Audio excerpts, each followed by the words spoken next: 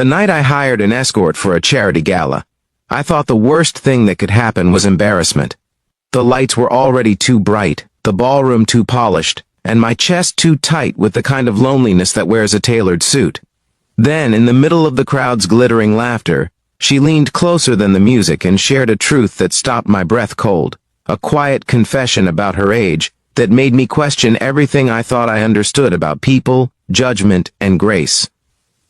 Before the story pulls you deeper, take a second and tap like, comment, share, and subscribe if you believe in kindness, second chances, and stories that remind us to see the human before the label. Your support keeps these stories alive. My name is Thomas Whitaker, and I live in Boston, Massachusetts, a city that prides itself on history while quietly demanding perfection. I was a mid-level executive at a biomedical firm, the kind of job that looked impressive from the outside but left me hollow by the time the workday ended.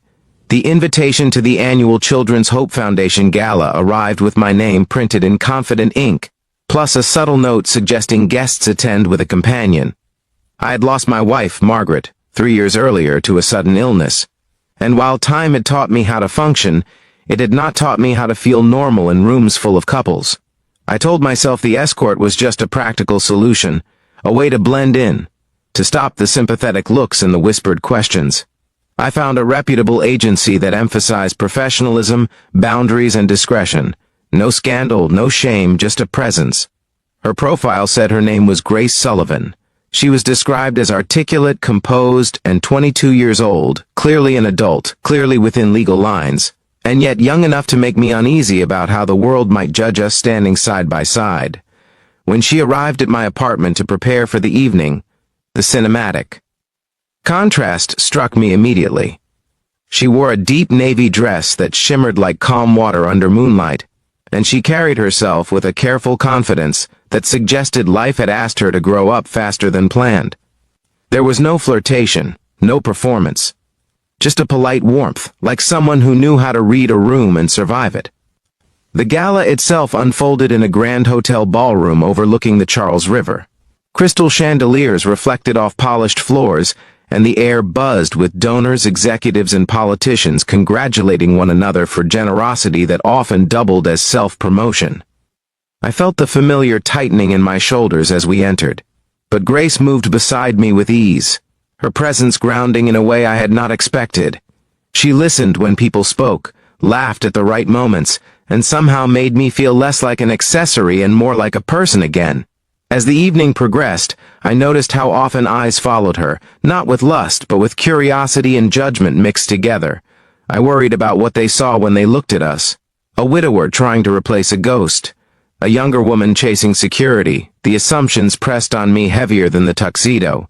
It was during one of those moments, while the orchestra softened and conversations blurred into background noise, that she leaned close enough for me to sense the tremor in her breath and shared her concern about her age, asking without words if it would be a problem for me or for how I saw her.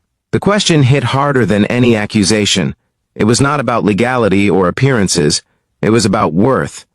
I realized in that instant how often people like her were reduced to numbers, labels, and shortcuts that ignored their stories. She was not asking permission to exist. She was asking if she would be dismissed. I struggled internally, because I had hired her to avoid judgment, yet here I was confronting my own.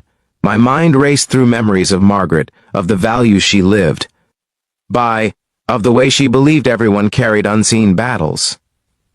I thought about how Grace had navigated the night with dignity, how she spoke about college classes she was taking part-time, how she sent half her earnings back to her mother in Ohio, a woman named Ruth Sullivan who worked double shifts at a nursing home.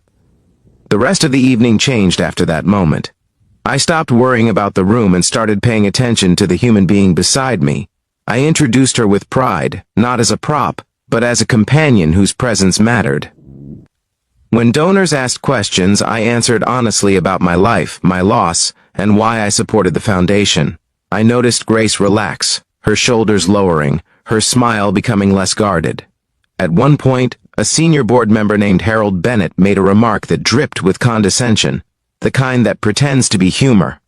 I felt anger rise, but before I could react, Grace responded with grace in the truest sense, steering the conversation toward the charity's mission and the children it served. The man faltered, exposed by his own smallness, and I felt something shift inside me. Respect replaced fear. By the time dessert was served, the evening had raised more money than expected.